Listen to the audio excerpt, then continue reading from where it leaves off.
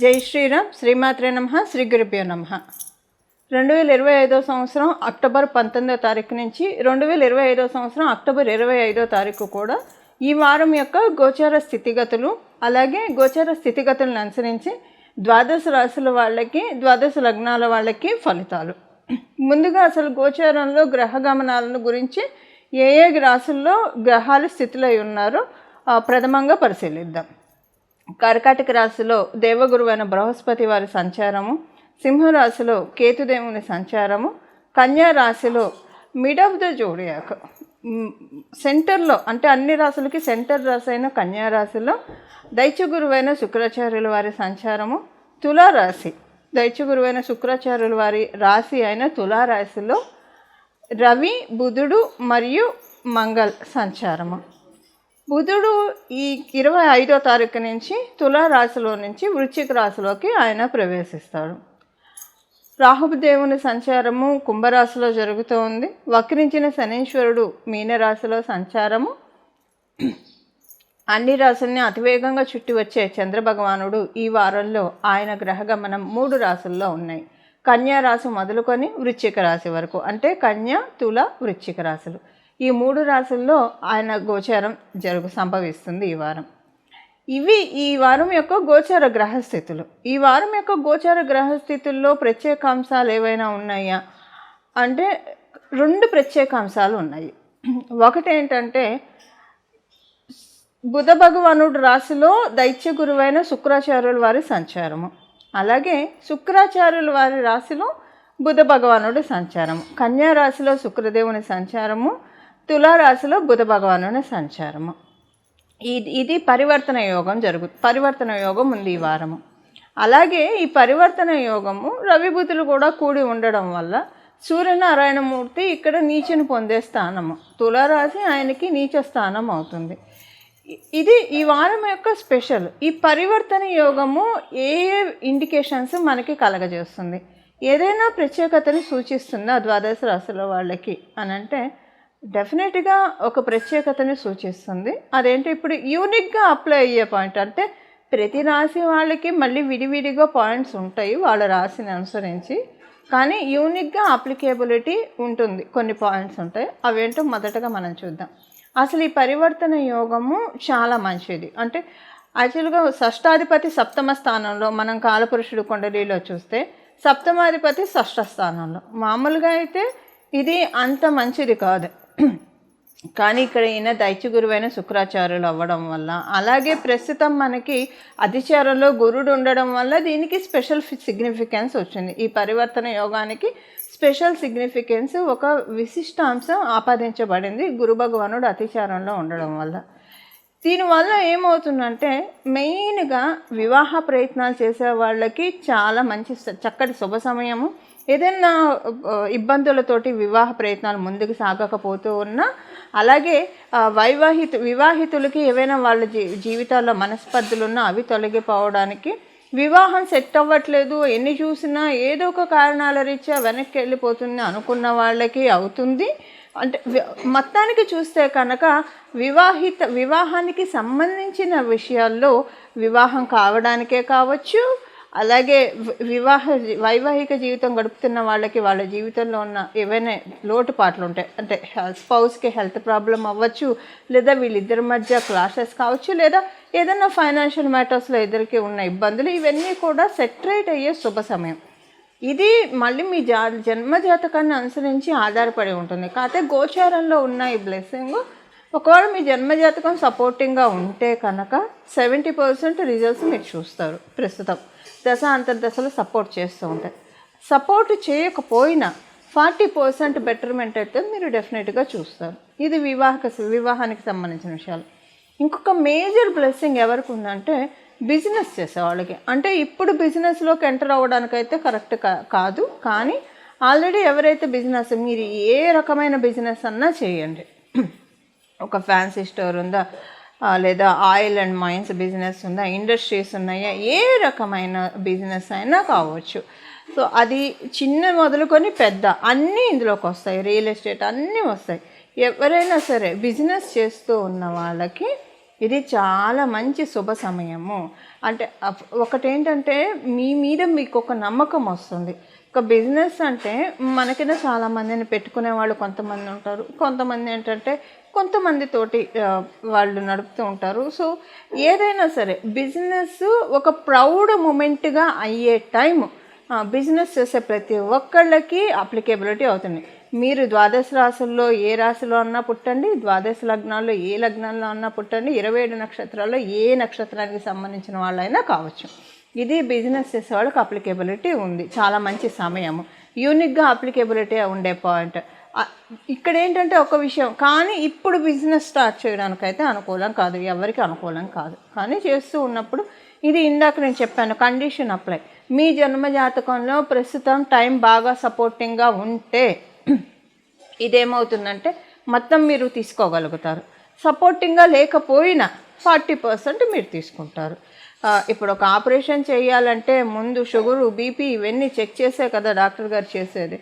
మొత్తం అన్ని levels check చేసే కదా చేసేది. చేస్తేనే అప్పుడే ఆ వైద్యం వాళ్ళకి అనుకూలంగా ఉంటుంది. సో అలాగే అంటే అబ్జర్వ్ చేసుకుంటుంది వైద్యాన్ని శరీరం. అలాగే మీ ఆస్ట్రో బాడీ కూడా యోగాన్ని అబ్జర్వ్ చేసుకోవాలంటే ఇప్పుడు మీకు ఒకవేళ బాగా ఉందనుకోండి, మంచి మహర్దశలో ఉంటే డెఫినెట్గా మొత్తం మీరు బ్లెస్సింగ్ తీసుకోగలుగుతారు. లేకపోయినా 40% బ్లెస్సింగ్ మీకు డెఫినెట్గా వస్తుంది. ఇది యూనిక్గా ఈ ఈ ఈ వారం అందరికీ అప్లికేబిలిటీ ఉండే పాయింట్ యూనిక్గా ఉండేది. ఇప్పుడు ప్రతి రాశి వాళ్ళకి విడివిడిగా ఎలాంటి ఈ వారం యొక్క గోచార గ్రహస్థితులు, అలాగే ఈ పరివర్తన యోగము ఎలాంటి డెఫినెట్గా ఒక పాయింట్ ప్రతి ఒక్కరికి సిగ్నిఫై చేస్తుంది.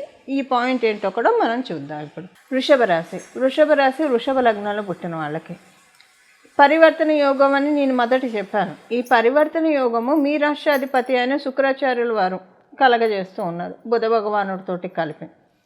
మీకు ఈ పరివర్తన యోగము 5, 6 స్థానాల్లో, పంచమ షష్ఠ స్థానాల్లో ఏర్పడింది. పంచమ షష్ఠ స్థానాల్లో ఈ పరివర్తన యోగం ఏర్పడటం వల్ల ఏ నిర్ణయాలు తీసుకోవడానికైతే మీరు హెసిటేట్ అవుతున్నారు, ఏ నిర్ణయాలు తీసుకుంటే లేదా హెసిటేట్ అన్నా అవ్వచ్చు, ఇన్సెక్యూరిటీకి అన్నా ఫీల్ అవ్వచ్చు. ఈ రెండు లేదా ఇప్పుడు ఇది ఒకవేళ ఈ స్టెప్ తీసుకోవడం వల్ల దీనివల్ల ఏమన్నా కాన్సిక్వెన్సెస్ పెద్దవిగా ఉంటాయా, మళ్ళీ అనవసరంగా మీకు ఇబ్బందులు వస్తాయా ఫ్యూచర్లో ఈ నిర్ణయం తీసుకోవడం వల్ల, ఇలాంటి వాటికి ఏవైతే మీరు జంకుతూ ఉంటున్నారో ఈ వారం ఏంటంటే ఒక బోల్డ్ స్టెప్ వేసేస్తారు వృషభ రాశి వృషభ లగ్నంలో పుట్టిన వాళ్ళు. అంటే ముందు వెనక ఆలోచించకుండా మటుకు కాదు, మీకు ఒక ధైర్యంతో కాన్ఫిడెన్స్ తోటే మీరు ముందుకు వేస్తారు. సపోజ్ ఉదాహరణకి మీరు ఎవరితోటైనా ఏదో ఒక పని మీకు ఉదాహరణకి మీకు ఎవరైనా చేయబదులు తీసుకున్నారు, ఇవ్వలేదు, అడుగుతూ ఉన్నారు, మీ మంచితనాన్ని కావచ్చు లేదా మీ అడ్వాంటేజ్గా తీసుకుంటూ ఇవ్వకుండా దాటేస్తూ ఉంటే ఈ వారం మీరు అడగగలుగుతారు. అంటే ఒక రకంగా చెప్పాలంటే అది నేను ఎగ్జాంపుల్కి ఇదని చెప్పాను, ఏవైతే మీకు రావాల్సినవి రాకుండా అన్యాయంగా అవతల వాళ్ళు వాళ్ళ గ్రిప్పులో పెట్టుకున్నారో వాటిని గురించి మీరు ఫైట్ చేసే సమయం ఇది. వితౌట్ ఎనీ హెసిటేషన్ మీరు ఫైట్ చేస్తారు. ఆ విధంగా గ్రహదేవతలు మిమ్మల్ని ఫైట్ చేసే విధంగా, అది ఏదైనా కావచ్చు, ఏ విషయంలో అయినా కావచ్చు. మీకు అంటే సడన్గా ఏంటి ఇలా అయిపోయింది అని అనుకున్నది కావచ్చు, లేదా లాంగ్ రన్లో ఉన్నది కావచ్చు, ఏదైనా ముందైతే మీరు ఒక ఫైట్ ఇస్తారు, అవతల వాళ్ళకి అది తెలుస్తుంది, ఓకే వీళ్ళతోటి ఇలా ఉండకూడదు, కొంచెం మన జాగ్రత్తలో కూడా మనం ఉండాలి అన్న విషయాన్ని మీరు కమ్యూనికేట్ చేయగలుగుతారు. ఇది ఏంటంటే మీ థాట్ ప్రాసెస్ అలా మిమ్మల్ని లీడ్ చేస్తుంది.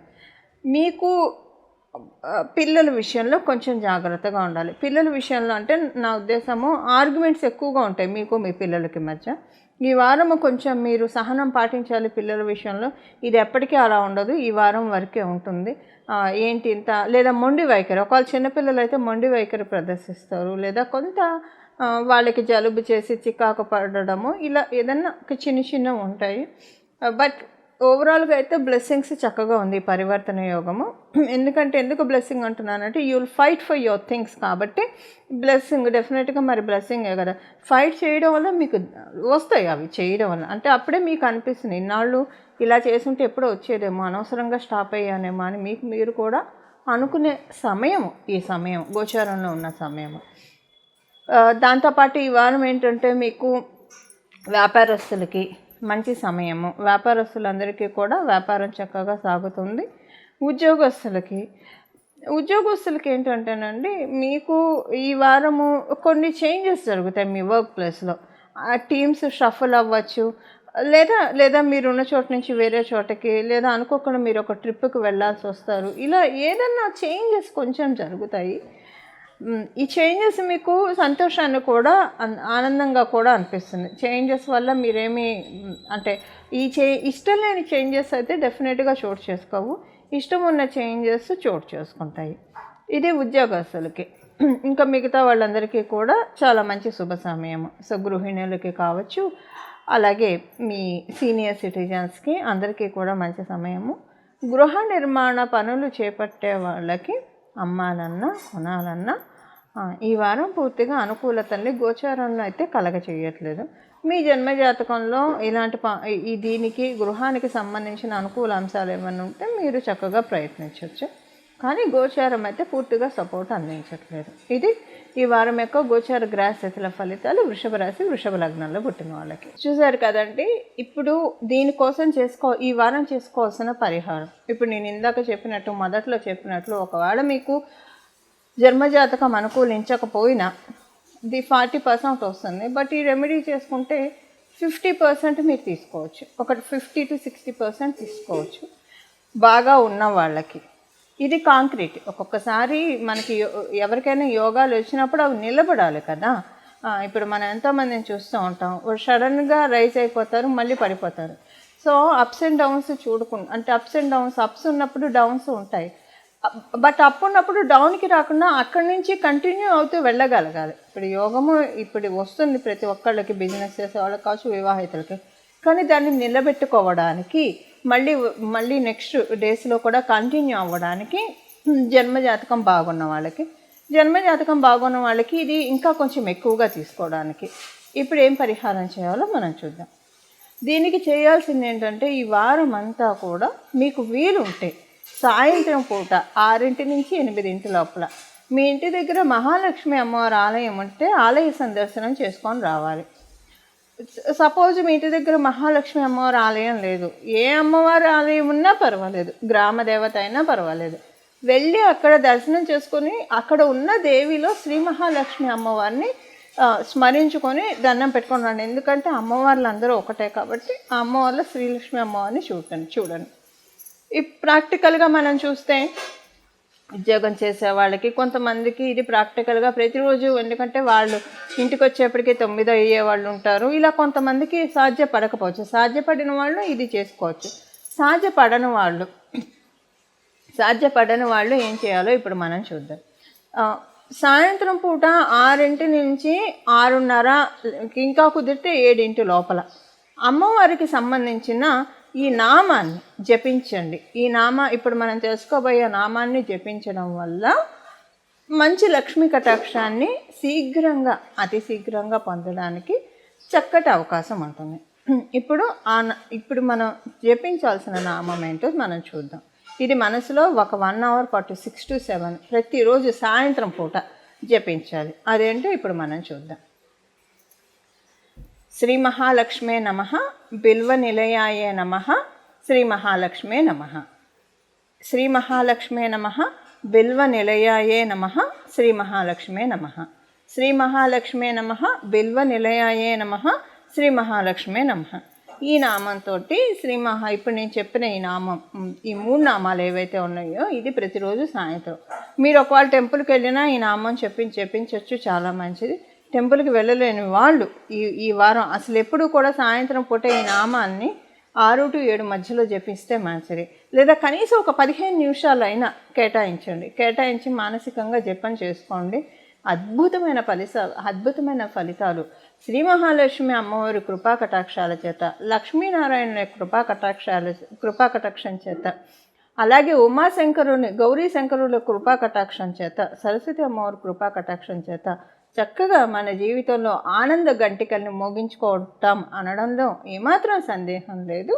ఇవి ఈ వారం యొక్క ఫలితాలు, అలాగే చేసుకోవాల్సిన పరిహారము.